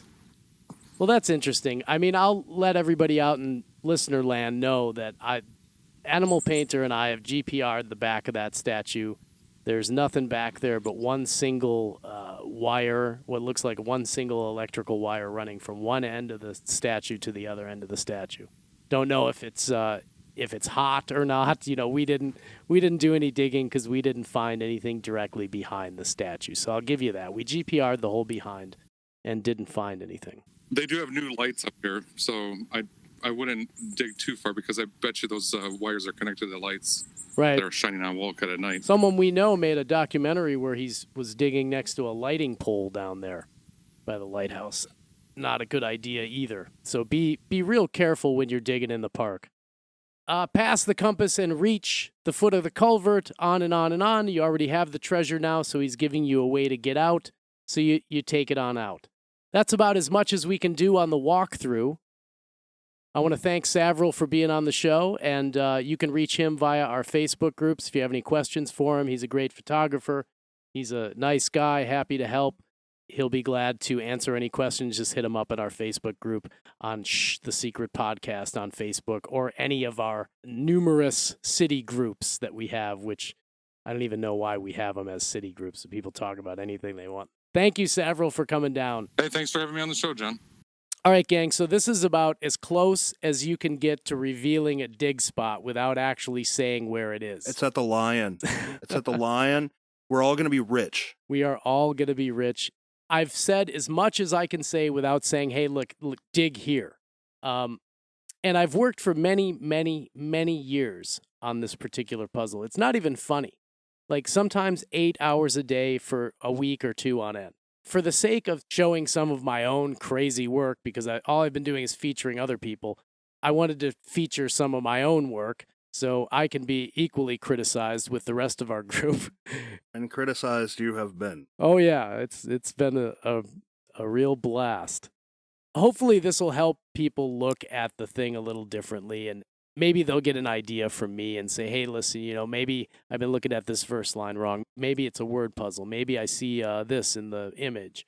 You know, who knows? Whatever it sparks, if it helps you figure out a part of the puzzle, something you can prove, something that's based in logic, that's great. Go for it. But I decided to lay out 90% of my proposed theory to show you all the kind of work that I've done over the last 10 years. And I'm not holding anything close to the chest here except for the final spot. These are all clues that have taken me years and years of research and the help of a team of people to bounce all these things off of and deny and confirm. Now that I've pretty much divulged all the info on this puzzle, let me at least put out a stern reminder that the Milwaukee Parks Department is outwardly hostile when it comes to this puzzle.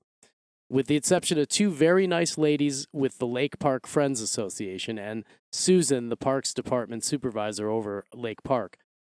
Lake Park does not want people looking for this thing. They don't like the fact that it's buried in the park, yet if it's found, they demand to keep it. It's a bit of a psychotic situation, really. I was met with mixed feelings when I approached Lake Park Friends to do research on this project. Gil, their nature specialist, the guy who knew the info I needed about the trees at the time, was not only skeptical, but noticeably put off by me even mentioning a treasure hunt in the park. So when I finally received a right of entry permit to excavate an area that I had already been digging for a week, which is that area I spoke of earlier, it came with the caveat that if I find the cask, it will remain the property of Lake Park. All right, so get this. They're mad that it was buried there. They would rather it not be buried there, but if found, they keep it. And something about that whole story seems a little fishy to me, and that's all I'll say about that on the podcast for now. Another thing about Milwaukee, and there's a long history of this, it's well known that Milwaukee police are not the nicest people in the world. Even Mystery Science Theater 3000 makes cracks about Milwaukee police from time to time. You can do your own research, of course, but I can tell you from living there for 20-some years that if someone calls the police in Milwaukee, those cops are not leaving the scene without somebody in custody, no matter what. Police like to arrest people in Milwaukee. So those who want to risk the dig, just know that there's a warning for your own safety from the police, ironically, to think twice about an unauthorized dig in Milwaukee. If you do, however, decide to go rogue, put the last few easy pieces together and dig up the cask, please speak well of me. While in prison. While in prison. Now, I have made a standing offer to remove the cask from Lake Park, but my terms are that Lake Park doesn't get to keep it. I promised the key, actually, to Animal Painter a long time ago, and if I'm going to dig it out, I get to keep it. It's not because I particularly want a cask. It's well known that I really only want to just solve the puzzle. For the sheer hubris of the Parks Department in a city-funded organization, in a city well known to be a socialist in nature, with a long history of socialist mayors, to scrutinize the treasure like they have, but they demand to keep it if recovered. It just doesn't resonate well with me. So, Lake Park friends, Kevin, Susan, George and I will come up with the GPR and we'll pinpoint exactly where the thing is. It'll take us about 15 to 20 minutes. I won't say any more about the spot, but it'll take us about 15 to 20 minutes. We'll pull it right out of there for you. You can take some pictures and keep the pictures, and we'll just take that puppy, and George can have the cask, and Animal Painter can have the key, and that'll be that. Anytime, right? We'll come up there and get it. I guess, yeah. I mean, I don't really want to go to Milwaukee, but... I think I have 4 or 5 days of antidepressants I can give you. Yes, I'm going to need those. I think the reason they want to keep the cask is just because people in Milwaukee don't have any joy, and they don't want you to have any either. So if you find something that makes you happy, they'll take it from you. So that's it. That's my Milwaukee thing. And right now, I wanted to spend some time with you to talk about the state of affairs with our Facebook groups and some of the things going on there. I wanted to talk to you a little bit about Fountain of Youth, if we could, for a minute. Really, let's just kind of start with that, and then we can lead into the other stuff. Our warning didn't help, apparently. No, it did not help. Well, I take that back. Okay. I talked to John Fraser, and our warning did help. It curbed a good bit of digging. Well, that's good. What it did do was start a lot of digging at the old Fountain of Youth. So someone has gone down to the old Fountain of Youth where, I said it, we went over it with a GPR. I don't understand why people are going there. They've busted down 2 of the old wooden gates. They're not gates. They're huge doors. They're like castle doors. They're made out of super thick wood, but they were kind of rotted. They had been there forever. All of those have been busted out. There's probably 100 holes. And they're weird. They're like, the holes are 8 inches wide, maybe. It looks like somebody just went in with a spoon and started digging little tiny holes that are like 10 inches deep, maybe at most, and like 8 inches wide. I don't understand what they were trying to accomplish. You know what I think it is, right? It's an alligator. Yeah, it's okay. It's an alligator. There's no alligators at Bending Branches Pond. Another thing, Bending Branches Pond had like an awning over it that somebody's busted that down. It had an old house out there. Somebody's busted up the house and stole parts of the piano that was in it. There's trash everywhere now. Hooligans. Some of you guys are assholes, man. Seriously. It is cut down on digging at the actual Fountain of Youth. John did say that. One thing it has done, it's started sort of a mass mailing campaign. He said he's just gotten gobs of solves. Oh, no. People are sending him solves that have nothing to do with the Fountain of Youth, just thinking he can help them get, dig permission, which he cannot. If it's not in the Fountain of Youth, he can't help you with anything. He's spoken to the mayor of St. Augustine about a couple of them, and the mayor of St. Augustine is like, if they want to dig anywhere in the city that's, city property, they're not going to. No, we will arrest you if you put a shovel in the ground. They're pretty adamant about you cannot dig anywhere on city property. The Fountain of Youth is getting a little annoyed.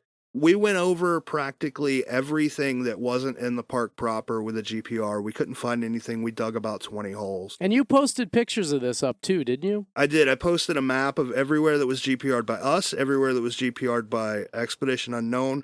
And I've started updating the website with a list of every, to the foot, everywhere that's been dug in the Fountain of Youth. That's not complete yet, but I've started it. We're starting to run out of places in the Fountain of Youth. You guys might want to start looking at other areas. Or maybe there's a twist that you need to figure out. Yeah, I'm sure there's a twist. Uh-huh.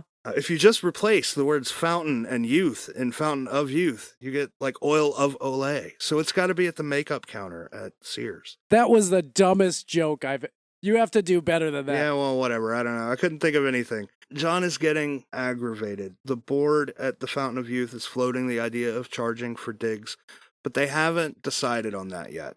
And I'm hoping that they're not going to. This is why we can't have nice things. Right. When I went out, there was me, another member of our group. There's two people, me and the other people. We both had permission to dig. I was looking outside of the park, and they were looking inside of the park. They dug very, very, very large areas inside the park. But there was this one other guy who had sent a solve to John, and John was like, yeah, you can dig it up. His solve was in the parking lot. We were there with a GPR, so we told the guy, like, the Fountain of Youth parking lot's all crushed stone and shell. It's super hard. You can't dig up the parking lot area. It's gravel. Yeah, you need a pickaxe. So we told the guy, we were like, hey, man, we got a GPR here. Why don't we just run it over your spot and see if we can find anything? Help the guy out, right. Just give you a hand.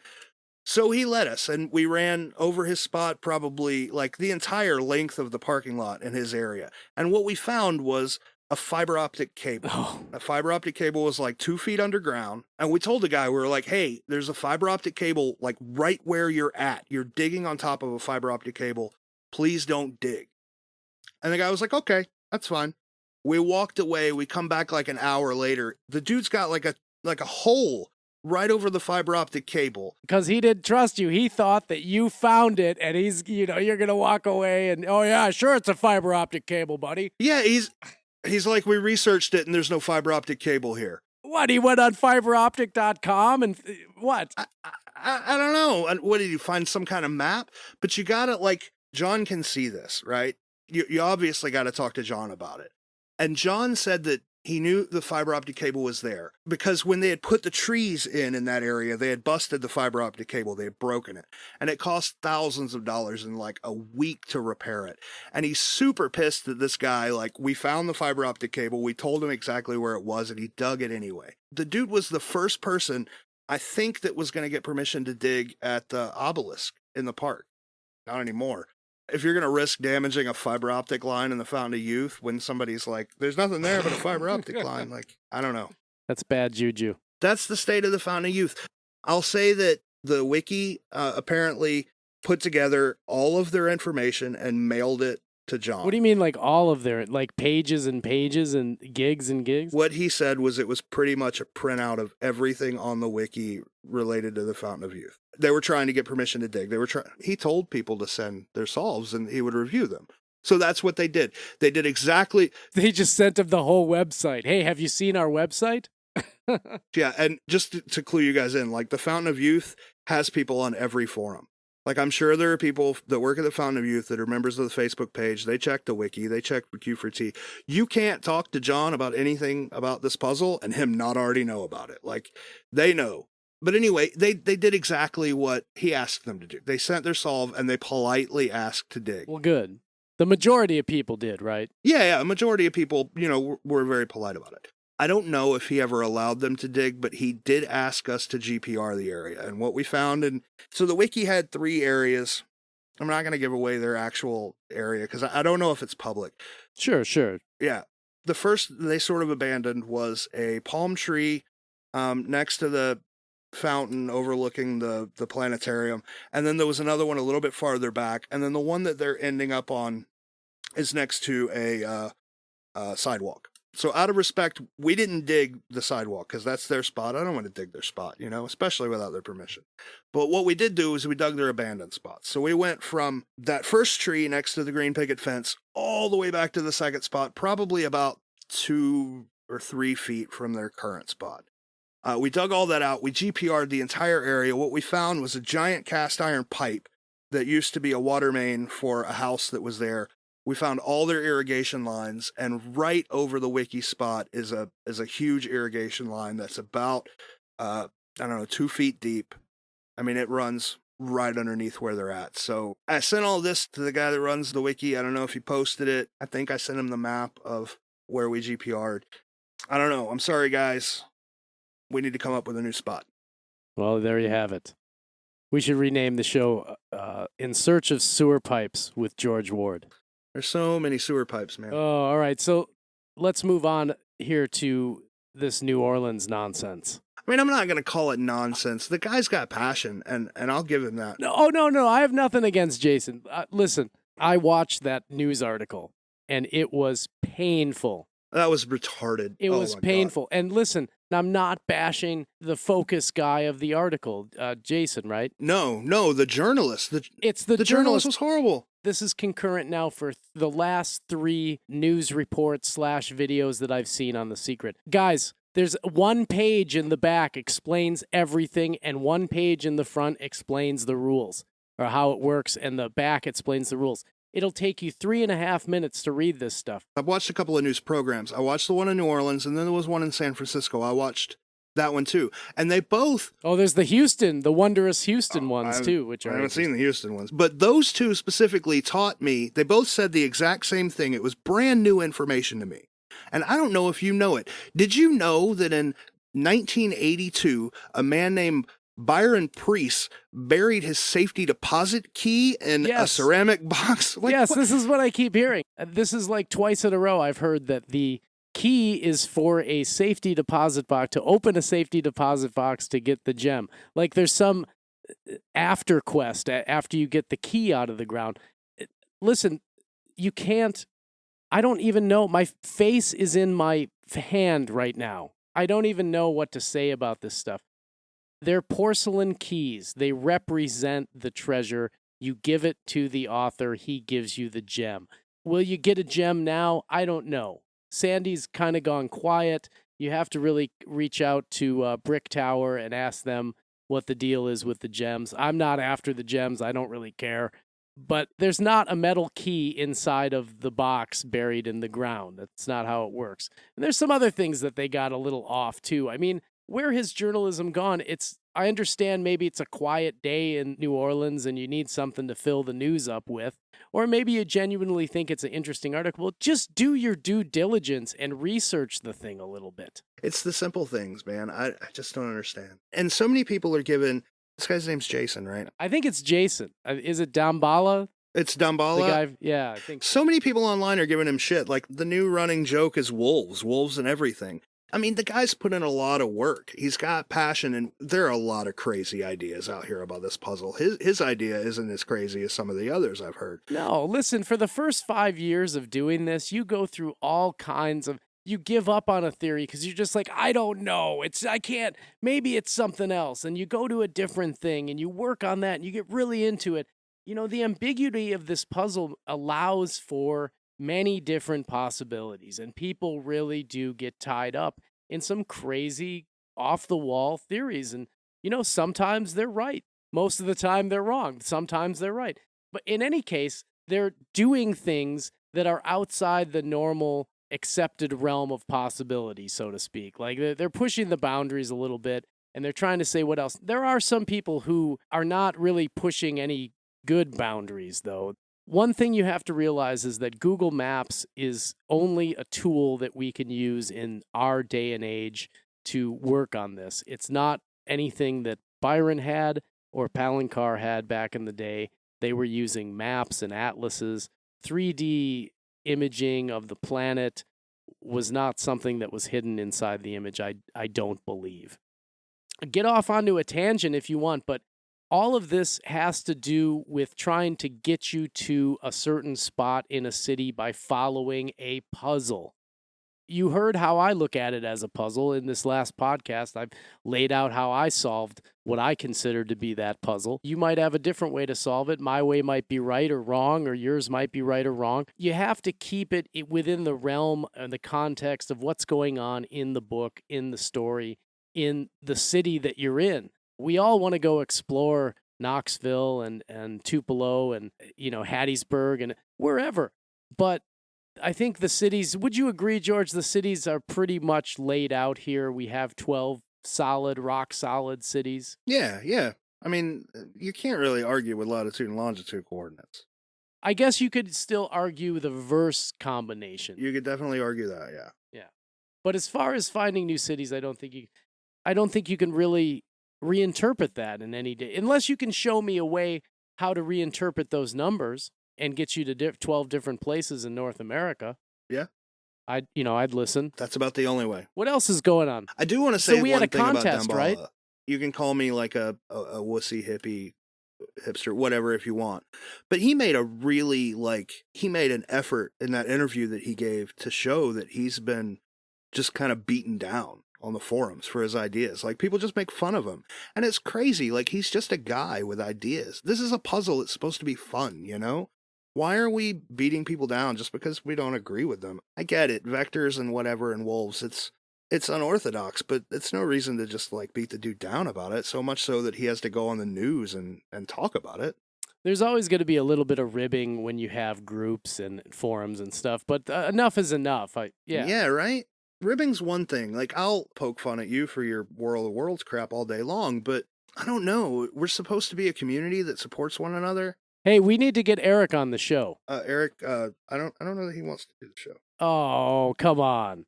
I mean, come on, Eric. Come on the show and talk to us. We'll be good. That's one guy that I think really is doing his own thing, and he gets criticized all the time for it. And, he really just doesn't care. He just keeps going on doing his own thing. I don't think it's that, because I've talked to him and I've told him, like, look, I don't agree with a lot of what you say, but I kind of love the way his mind works, the kind of parallels he draws. He said something it was very humbling. He was like, I don't want to come on because I don't know if I have anything of substance to talk about, kind of, which I was just like, are you freaking kidding me? Like everything that he comes up with is something to kind of talk about. Yeah, I would agree. I mean, even if it's not substance, it's fun. That's what this is all about. Listen, we're going to get through these 12 original podcasts that we're doing, and we're going to keep the show going, but it's going to change format a little bit, and it's going to be a little more open. We're going to start interviewing different treasure hunt-related guests and having... it'll still be based around the secret. We'll talk about things going on in the current, and we'll bring some more people outside of our group online to talk to and talk about their adventures, and we'll do all kinds of stuff. But Eric, please come on the show and let's chat. Let's just talk about the puzzle, because I agree. His mind works in a very interesting way, and he comes up with stuff that I would never think of, but it makes me think of other things. John, can we please leave Milwaukee? I'm sad now. Yes, we can leave Milwaukee now. I know this was a long podcast, and unfortunately, I didn't get to go over all of the details and how all of these things tie into the puzzle. Some of them I did, but there's still a lot more information about it, which I'm happy to answer questions about on our Facebook page. You can also send George and I private email if you desire through the podcast website, the number 12treasures.com. As a closing note, George and I want to express our gratitude to all of you for subscribing to the podcast. Every day we continue to meet new people with new ideas and their own unique stories. As the community grows, we will grow with it, doing more fun things like this live walkthrough. We do have a Facebook page. It's Shhh, the Secret Podcast. And in addition, we have 12 other pages, one for each city, for community interaction and information. If you haven't already, please like our podcast page, and this will allow you to stay up to date on tapings, post questions for George or myself or any of our guests to answer, and of course you'll be notified first each month when the podcast is released, or dropped as the kids say. We're glad you enjoy what we're doing, and we're grateful for your attention. Until next month, I'm John Michaels, and for George Ward, you take care now. 1, 2, 3, 4, 5, 6, 7, 8, Schlemiel, Schlemazel, Hassenbemp Incorporated. We're all going to be rich. Tune in next time for another edition of Shhh, the Secret Podcast, with your hosts, JM and Bernstyle. Available on iTunes.